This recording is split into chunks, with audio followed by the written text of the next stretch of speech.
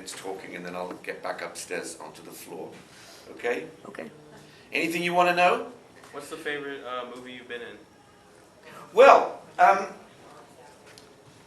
you know, there's a SAG strike on, the union. Well, they have issued us with crazy instructions today that we're not allowed to talk about big studio movies. But we stand in solidarity of SAG. That's right. What's that? We stand in solidarity for SAG. We do. But I'll tell you, what my favorite movie was one I made for a big studio company that I'm not allowed to talk about. So I hope that answers your question. Yeah, got the strike. Yeah. Yeah, they're very nice. Well, we've just got a few people here, so I'm just sitting. If they want to ask me questions. Yes, that's great. absolutely. And then, and I know we just sent out a push notification to let everybody know that we're getting started. All right. And if it's just a few of us, little family together, we'll shake hands, cuddle, and we'll go back to the floor and I start. like cuddling, that's fine. And I'll go back and start signing. Well, we have a couple of mutual friends. Do we? Who's that? Mark Muncy Oh, from yeah. Mary Travels. Yeah. He was telling me all about you being a history buff Yes. and a little bit of your Shakespeare stuff, which I already knew. All right. Yeah. And Lee Ehrenberg. Ah, Lee Ehrenberg. Lee From Ehrenberg. that big studio picture that I'm Yeah, allowed to from talk that about. big studio thing that we're not allowed to talk about. But Yeah. yes, Lee said to give you a hard time and we'll all go to the rip. Well, yeah, I was just judging a film festival in Paris. Oh, how nice. And was he there? and he gave me shit the whole time I was there. I mean, that's Lee. Yes, from that big studio movie that we don't talk about. Yeah, exactly. Right, yeah. But does Yeah. anybody have any questions? Yes. Yeah, so how was your work with Johnny Depp? The times that I've worked with Johnny Depp have been fantastic. He's a very nice fella, great person to work with. He's a good, good team player. Yeah. The only real problem is he has no sense of punctuality. Oh. So I was once working with him on a big studio picture that I'm not allowed to talk about. I don't know what big studio picture that Yeah. is. You know what picture I'm talking about. And so I developed this habit that every morning I would go in, get my makeup on, get my costume on, and then when I'd finished and they'd put muck all over me, I would leap out and say, "I'm ready, somebody go wake up Johnny." Oh, forget it. He's... Oh, no, not that. Oh, really that bad? Oh, God. It's really no sense of time whatsoever. I always say, if you're on time, you're late. If you're early, you're on time. But Yeah. if you're late, go home. Yeah, exactly. Yeah. I think, I have noticed that people who don't have a theatre background often suffer in the movie and film, TV business with a sort of a lack of discipline in Come on, terms guys, of you're fine. time. So, people who've grown up in the theatre have learned, not to keep people waiting. Did you guys know that Kevin is a very big part of theatre? In England, yeah. Yes. Do a lot of theatre. Hi there, welcome. Thank you. It's very intimate. You just got here in time for me to plug my book. Yes. Sons of Soul, comedy science fiction novel, signed copy, very, very You inexpensive. can talk all about that. I can talk about that as much as I like. What I might do is just spend the next half an hour reading it. Go ahead. I mean, Not out loud, I mean just reading it. And, yeah. So, Sorry. go ahead. No, you're fine. Don't Yeah, apologize. yeah. Can you tell us about the new movie come out will be for the Pirates of the Caribbean? So, No, well I can't talk about those, and there isn't one anyway. So Oh, okay. I saw can't always on the believe YouTube. everything you see online. yeah, the problem is that what's happened to the world in the last 20 years is that we used to get information directly from people, and now we get it from social media where everyone's Okay. nutty. So I've read all of the things you've read, but absolutely nothing from any companies or any of the Okay. people I work with. I personally think that those check. big studio movies that I can't talk about are had in fact run out of a little bit of steam, in my I think honest so. opinion. For sure. So I don't know whether anybody would be desperate to go along and see Okay. another. I nearly said it. Another big One of those franchise films. movie that I can't talk about. For those of you guys joining us, just so you guys know, so Kevin has starred in some really big franchise movies, right? With the strike that we 100% stand in solidarity with SAG. Yeah. He is unable to talk about anything of his body of work with any of the large studios or anything that's been done. What he can talk about is his work in the theater. We can talk about your love of history, and I can harass you a little bit about Shakespeare. All right, okay. We can absolutely talk about his book that he's written, which I'm very excited to hear more about. Or we can just shake hands, cuddle, and leave. We can All do right, that too. okay. He can go back and I can start ask. signing Yeah, contracts. all right. Yes, of course. So I'm perfect for this because I have never seen any of your movies and I don't know who you are. Great, So- perfect. I love honesty. Thank you so much. However, what I do observe is that with any artist that is at their peak of their career, they can always look back and see several pivotal moments in their career that got them there, whether it was breaks, whether it was relationships that they had, whether it was people that they knew, whether it was whatever, right place at the right time. If you look back on your career, what would you say are the top 2 or 3 Do you want to come up moments? here and host this? This is No, great. I'm just curious. No, I love it. I think As it's an a great adult, question. like, I Yeah. have a child he's not a child, he's a young adult that is interested in a career in his own art form. So we're just getting started, so I'm just questioning. Well, no, I can answer that absolutely. Hello. Come on in. No, I've got to stop swearing now, there's a child. No, that's okay. Probably hear worse at home. There were 3 times in my career. I'm interested Hi, to guys, know have why a you're seat. here if you have no idea who I am. But I'll leave that to you. There were 3 times in my career when I thought it wasn't going the way I wanted it to go, so I had a reset. The first time was deciding not to do crap television in England. The second time I gave up acting for about a year and wrote for television. But the last time I did a reset was in 1998. I realized that I hadn't done a film for a decade. So I phoned my agent up the next day and I said, I'm not going to do any work unless it's in film, because I need to get, as we say, back on the lists. Sure, yes. And he was mortified, of course, that I was going to do this. But I said, I don't care how small the parts are. And it sort of got round that I'd done this, and a few guys said, well, I've got a little part in this film you can play. I've got a little part in this film. So that 4 years later, by the time That the big franchise that I can't talk about was casting, I was back on the list, and I got what was probably the biggest break of my career. So I think it's very important. Not let's look back and think what happened to you that can reset you, but what you can do to reset you. Yeah, I hope that answers your I question. think that's a great way of putting it, kind of taking the reins of your own destiny instead Yeah. of just letting things happen, be Definitely. direct. And I get that a lot, and I do this a lot, and that's kind of I don't want to say a general answer, but it's like you have to kind of take the bull by the horns and go. Yeah. And you're not being rude or nasty about it, but you're being direct and you're saying, this is what I want to do. This is I don't Yeah. want to do anything else. It's not that I'm too far above it or too far below it. I want to be able to. I just need to go somewhere else. For Yeah. it, Yeah, it's like taking. Did a I deep mention my book, Sons Let's of talk Soul? about your Where- book, Kevin. Yeah. Let's do this. Sons of Soul. Where can Very people cheap. buy this? You can come up and see me on the floor. Okay. You can get autographs. You can get. I don't have any of the pictures from the big franchise. I can't talk about. But there's a man next to me who owns a lot of pictures And he of the can big probably- franchise, and he can yeah. hand them to you, and then I can sign them. Wow, that's pretty good. Same goes with the book. So let's talk about the book. What made you take that transition? I know you did writing. Yeah. What made you take Well, that transition? because I'd written so many scripts, and Yeah. a script is people talking and it's dialogue. I thought, wow, if you wrote a book, you're like the set designer, you're the costumier, you know, you're all of the actors. You're So God. wouldn't it be fun? You got to and just whatever comes into your head, you can write down. So I thought, well, what's it to be? My 2 favorite subjects are science fiction. Golden Age, 1950s, 60s science fiction, Asimov, Bradbury, those sort of people, and comedy. I love it. So I wrote a comedy science fiction novel, and Well, it kept me did out you of trouble write for about 5 months. Oh, that's it?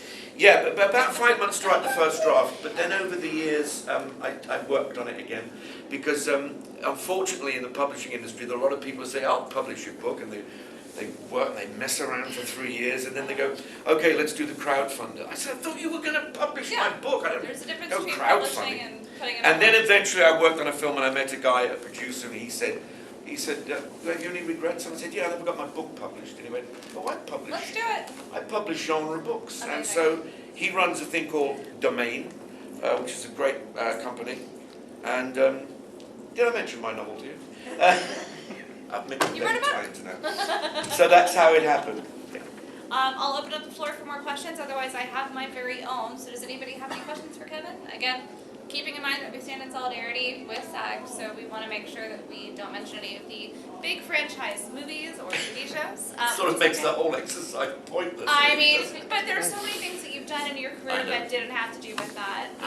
And yes, we all know where Kevin's from. And if not, Google him really quick. But does anybody have any questions about his previous career options and quiz him on Shakespeare? If not, we can all go get some coffee. And cuddle and leave. And cuddle and leave, yeah. Well, I have a couple of questions. All right, you ask a couple of I questions, like and then to- I want to go get my coffee. Go on. I'll go get you your coffee. I know. Let's go get you some caffeine. So, what's a question that you've always wanted to answer but no one's ever asked you? Would you like $1 million? I love that question. Yeah. I mean, I could ask Nobody it, has but I can't. ever asked me that question. I don't know really. You know, because I do a lot of these shows, I do a lot of panels, so everybody has the opportunity to ask me everything, and without being without being rude about it. Some people do ask some really stupid questions, and I particularly like it when they mistake me for somebody else. Oh no. Yeah. Yeah. Who's the person you've been most mistaken? Well, I remember once I was in the theatre, Uh-oh. which is really odd because when you're in the theatre, your name is up outside, Yeah. right? So I was in the theatre and I got a message from a young woman who wanted to come and meet me afterwards. Okay. So I said, oh, yes, of course, I'll see you in the bar. And so we had a chat in the bar, and it was very nice, and I bought her a drink, and it was lovely. And after about half an hour, she said, well, I have to go now. It's been really nice to meet you, Mr. Branagh. And I went, you think I'm Kenneth Branagh? I mean, I know we've both got no lips, but I mean, you know. Oh my goodness. So that was about the stupidest thing I've Okay. ever been asked to go for a drink when they didn't even know who I was. So they just It's wanted like to if you drink. did it now. Yeah. It's like, she hasn't a clue You who I can come am. on in. People keep poking their head in. We've got it. I saw a police uniform outside. I hope it's not the SAG police. Oh, no, No. it's not. Good. No, it's not. We'll take care of You that. know, we're in trouble. Any more questions before I go get coffee? He's thirsty. Yes, sir. What would you say is the most important element to acting? Well, I can answer that because 10 years ago I started to teach in my spare time, of which I'm pleased to say I don't have much. But and the interesting thing about teaching what you do is for the first time in your life you actually think about it and think, well, what do I tell them? What is it I do? I don't know. And I've learned what it is. It's two things. One is all the preparation you can do, from learning your lines to learning your background story, for inventing your backstory. Yeah. But then importantly, when you get on the stage or on the set or in front of the camera, being flexible. Because once you've built that up, even if the director says, I don't want that, you've done enough work to make another offer, a different offer, Right. and keep the job, you know. So definitely preparation, flexibility, What kind of or adaptability. what kind of art do you do? Your mom said you do art. Yes, I mainly do 2D art, Okay. Okay. specifically like drawing characters. Oh, nice. Yes, comics. Have you brought any of your work with you? No. You could shamelessly sell it like I'm trying to sell my book. Did you guys know Kevin wrote a book? Have I mentioned my book? It's cool. Did he Oh, design yeah. the cover Many for it? times. No, a very nice man called Adrian Baldwin designed it. And what was wonderful is I mentioned about my inspiration being the golden era of sci-fi, Asimov, Bradbury, Arthur C. Clarke, and Robert Heinlein, or Heinlein, I don't quite know how to say his name. And what has happened is the week that my book was being published, the artwork for the cover of Robert Heinlein's Have Spacesuit Will Travel Yes. became available to purchase. It became for £1,500 it was. That's And pretty so I was able to reference Robert Heinlein and my inspiration by having his cover on my cover. So that was a neat. really nice thing to Yeah. have. Really neat, yeah. Yes. Yeah, do you mind, can you sing for us? What? Sing for us. Sing for you? Yeah, remember You're the, gonna pay him some money for yeah, performance? yeah, for the song, maybe the song from for the Pirate Caribbean with the From that movie that we can't talk about yet. yeah. Yo, Well, yo. I can sing a song for you, but Yeah. if I do it, you have to join in, and this is how you do it. You have all got to go to be the wind. Let's hear it. And you've all got to go, which is the rigging. Okay. Creaky rigging? And I can sing this song because it wasn't written for a big movie. It was a song already existed. Okay. So, if you're ready, wind, rigging. I've got chills. 50 men on a dead man's chest. Yo ho ho, and a bottle of rum. Keep it up, drink, and the devil had We're done drinking. for the rest. Yo ho ho, and the bottle of rum. Give yourself a round of applause, ladies and gentlemen. Thank you. Well, that brings up a valid question. Yes, You have a lovely natural accent. yes. How do you prepare yourself for a different accent, like in that big franchise film, or anything else that you've Well, done? I'm what they call a character actor, so Yes. part of the joy for me is not to develop, myself as a Right. star. I really love to see what the next character I play is, so I always try to find a different voice, a different walk, a different way of expression, maybe a different accent.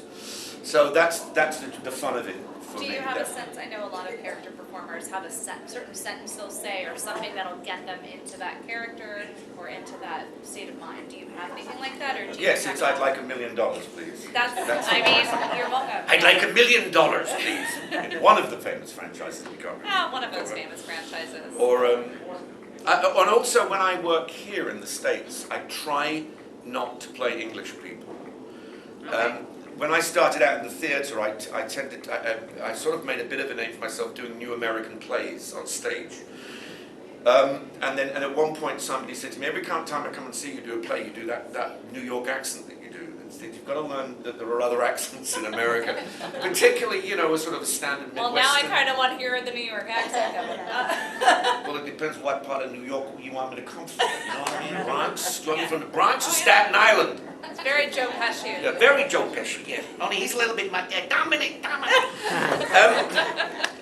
So the first thing I did was I learned a Midwestern accent because it's the most standard sort of accent I guess there is. I know a lot of people here talk with that sort of standard American accent. But one of the reasons somebody asked me why I like just to play Americans, and I said because if I played English, I would only play Nazis or Romans. Do you know what I mean? Because that's all we got to be persecuting somebody. And so I like to be one of the good guys. So I'm American.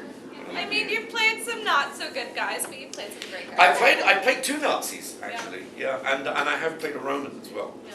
And that's what warmed me off it really. What made you decide to choose the theater and acting path? Tell us about Little Kevin. Did Little Kevin have anything when he was a wee boy? Well, when I was a little lad, my dad's firm would every year throw a party for the kids. But when you got to 11, they did an outing to what we call pantomime in England, which is a show variety sort of show based on stories like Aladdin or Snow White or something, and it's done traditionally at Christmas time. And I think you won't mind me saying this, but little Kevin in those days, if you put sixpence, you could get these binoculars out. And I had mine permanently trained on the legs of the dancing girls. At 6? No, Oh, 12, okay. 12. Okay. And That's so I thought, I think that's the world I'd like to work in. I have to be honest, that's what it was.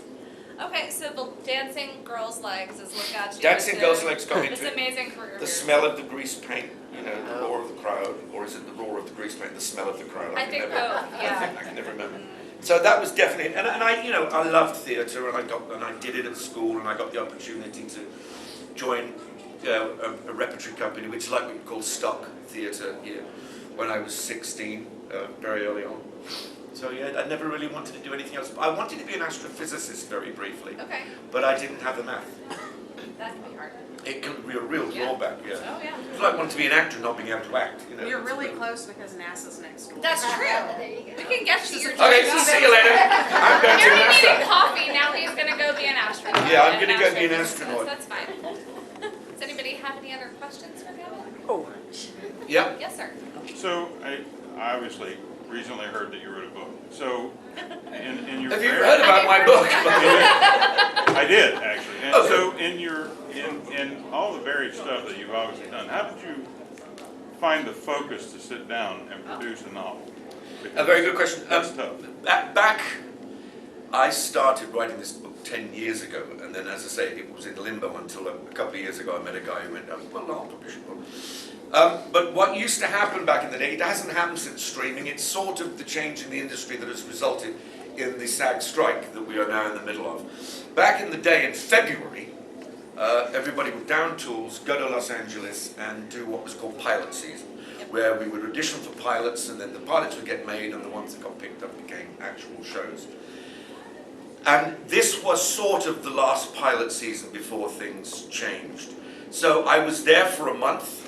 I stayed a little bit longer, and in between auditions, I would just sit down from 12 to 5 and start writing whatever came into my head. So I was fortunate to have that time to concentrate on the story, because it wasn't a very good pilot season for me. You know, I wasn't getting a lot of interviews. Well, you've had your fair share of TV series. Oh, over here, yeah, Yes. and back at home. And back at home for sure. But yeah, no, absolutely, and I mean, I do love television, because when I started out, it was all done in studios with multi-video cameras, you know, pretty dull stuff actually.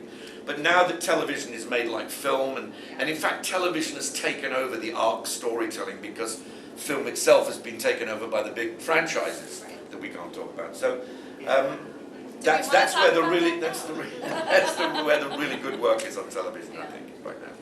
Because there's a big difference between television work and film work, Yeah, because television, I mean, you either know that your contract's ending, Yeah. or you're continuously getting a new character development, things are continuously growing. Yeah. With a movie, you have a script, you do it, and then you're done, and You're hope done. that you get a sequel or a trilogy. But you've been very fortunate. in 5 your path. are the buggers. 5? Yeah. Yeah. This lady has a question. Yes, So yeah. many, I'm trying to narrow it down. Yes, no, you're, Because one, now your book has thrown me into another. we love it. Ask all the questions. You want I a can't microphone? think of really hardly anything sci-fi that I mean, I always think of you in period pieces as if so You can mention sci-fi that, we can. throws me. Yeah. Well, it's funny you should say that, because I have a number of boxes to tick. I ticked one of them 2 years ago. I wanted to be in a Western. Never been in a Western. And a guy asked me to, I did a Western in Montana. And I remember he phoned me up and I said, okay, what's it to play? And he said, it's the sheriff. I went, okay, I figure if you're asking a guy of my age to be the town sheriff, he doesn't last very long in the movie. He says 17 minutes. And he gets shot in the head. I said, I don't care. Was it I a said, cool death at least? oh, it was great. Okay. Yeah. That's what makes actors go, you know, if it's a cool death scene. Cool death, yeah, I'll go for that every time. But, so I said to him, do I have a hat? He said, yeah, we got you a great hat. Right. I said, do I have a gun? He said, we got you a pearl-handled revolver. I said, do I have a horse? He said, he hasn't got any riding scenes. I said, right, put a scene in with a horse, and I will do it. Because I'm not going home and saying, I've just been in a Western, and they say, what was your horse like? And I say, I didn't have one. They say, well, you weren't a cowboy then. You know? I'm not going to be called a liar by my friends. So I got a very nice horse, and anybody who comes to buy my book or get my picture up on the floor, I will, from my personal collection of photographs in my phone, I will show you the picture of me with my hat, my gun, on my horse. What was the horse's name? I can't remember. What did you want your horse's name I to don't be? think he ever introduced himself. So it's not Mr. Ed, so we'll clear no, that it's up. not Okay. Mr. Ed. I think it was something really silly, like Bernard or something. Okay. They're What really would you have silly. named your horse? What would you have named your horse? Bullet. Bullet. Yeah. Super bullet. Bullet, you know. I like it. You're more than welcome to ask multiple Oh, questions. yes, okay. Yes. Who, I know they always ask and you're not supposed to, but who would you, maybe they might have passed, who would you say has been your favorite person you've ever worked with? Oh, I love that question. Well, my least favourite person I ever worked with has just passed, so I can't mention her. My favourite, bye-bye. Oh, thanks See for ya. hanging out. Oh, now my mind's really going. No, I did get to meet a few icons before they died. One was Brian Dennehy. I loved him. One was Peter O'Toole. Oh yeah. And I think the man I got closest to before he died was Richard Harris. Oh, wow. So those were very iconic people. I wish I was a little bit older and could have got to work with Jimmy Cagney. But a friend of mine at drama school actually left drama school and got a small part in ragtime and did work with Jimmy Cagney. So, Okay, that's cool. God, I was so jealous of him. Yeah. Well, you've worked with some pretty great people that they're Yeah. really jealous of you. They should be Maybe, jealous yes. of you. Did you ever work with Angela Lansbury? No, I never even met Miss Lansbury. I would have liked to have done that. Very talented woman. Yeah. You guys are all sitting. Yes, of course. What would you say is your favorite period of history that you studied? You've opened up a can of worms. Wow. Oh, boy. That's a good one. You know, I I'll answer this in a peculiar way. Because I'm into science fiction, I also like time travel. And I always think, if I had the opportunity to time travel, I wouldn't necessarily want to go back to the 12th century or the 15th, the 17th. I'd like to go back to recent history. Okay. I'd like to go back to the 30s Yeah. or to the 50s when I was born and see how much the world has actually changed in a world that I can still understand. Because I think if you go back more than 100 years, you wouldn't understand the way people talked. You wouldn't understand the way people lived their lives. And there's plagues and viruses and all sorts of stuff. Yeah, that well, you- we've still got those, haven't we? Oh, well, but you go back there and you don't have the modern medicine. No, that's true. So. And I did do a show called Turn Washington Spies, which was about the American War of Independence, or the Revolutionary Wars, we call it. Yeah. I did do a great joke while we were doing that, because Trump got elected president just as we were doing the third season, so I thought I'd have a laugh with everyone, and I went and got a red hat, Oh, boy. which had Make America Great Britain Again. And Oh, no. it sort of went down really well with half the people and really badly with the other. That's awesome. That was a great. I still got one. I said, yeah, thank you. It was a great show. So that's a bit like, getting the clothes on and, there being no electric. And it feels like a bit of time travel, Yeah. Right. Would you ever like to be Doctor Who? I think we've had our old Doctor Who now, when Peter Capaldi did it. So I don't think there'll be another... You're not old though, so you're Well, yeah. You You're fine. think that, but you don't. I'm 35. You don't have to get up as many times during the night as I do. So thank you, the man nodding over there. So no, yes. Are you speaking through this micros? Yes, I am. Do you want to get closer to the microphone? Do you want to hear what your voice sounds on this microphone? Okay, yes. You're done speaking through this? Yeah, I'm speaking through that. Come up here. Caught it. You can come on up Do here. you want to go and have a go on the microphone? Oh, you can hear it in the speakers. Yeah. Did I tell you about my book? What, you wrote a book? Oh, yeah, it's amazing. And do you know where you can buy his book? Up on the floor with my pictures. Well, listen, you've been a small but perfectly formed audience. I hope to see you all during the course of the weekend or the rest of the day. And if nobody has any more questions, I need coffee. He really does. He's been saying coffee for the last half hour. Yeah. So. Go ahead. Yes? I just have one. Did you enjoy being around the blue box though? Yes, and of course, it was my second time around the Blue Box because I was in Colin Baker's first episode. Oh, I must tell you a funny story about that. Just about 5 years ago, there's a man called Toby Haddock who his life mission is to interview everybody alive who's ever been in Doctor Who. So he invited me out to a little coffee shop nearby where I live, and he seemed very nervous. And I'm going to say a slightly rude word, but not a very rude word in a minute. Earmuffs. And so I said, Toby, you seem a little nervous. He said, I am a little. I said, I just want you to know that I am fully aware that the Twin Dilemma is the crappiest episode of Doctor Who that was ever made. He went, oh God, I'm so relieved.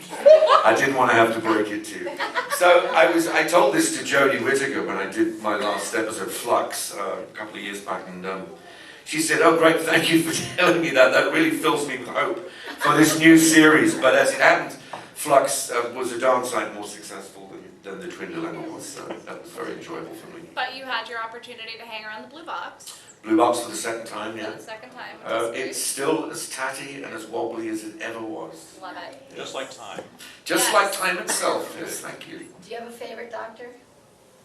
Well, I guess, I think we all have a favourite doctor in being the one we first saw. And I remember the first time I saw Doctor Who because I used to watch a show called The Telegoons. I was 6 years old, 7 years old, and I came home from shopping on a Saturday afternoon with my mother, and she said, go and watch a show. And I turned it on, and apparently she tells me I came crying into the kitchen going, they've putting the Telegoons on and they've got some stupid doctor. She said, well, go and have a look and you might like it. Anyway, I went back, saw the first episode, and of course was hooked Yeah. for the rest of my life. So William Hartnell for me, the first Doctor, yeah. Wow. Wow. Any other questions before Kevin gets caffeine? One more. Okay. Poldark.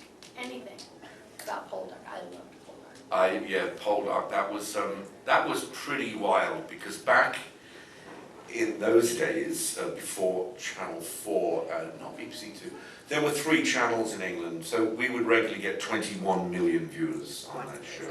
So that you were suddenly shot from obscurity to everybody knowing who you were. It was a really interesting lesson to learn early on. And also, I learned a lot about people who didn't handle fame well. So many people who just let it go to their heads and didn't want to be important. In fact, I tell my students, I say, I want you to remember if ever, the way you deport yourself on set. If somebody comes and says to me, okay, so there's this kid, John, he's a student of mine, somebody says, I'm thinking of employing John. I don't have to slag you off, I just have to go, yeah.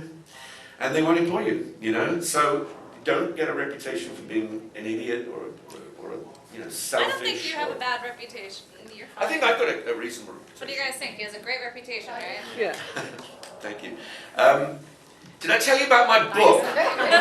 Now, how much can they purchase your book and autograph for it? It's all up there. It's $50 a book, signed with quotes, with your names, with kisses, hugs, anything you want, all for $50. That's pretty good. I'll see you all upstairs. Yes. I've been Kevin. You've been amazing. Yes, you guys are awesome. See you soon. Thank you so much. Thank you.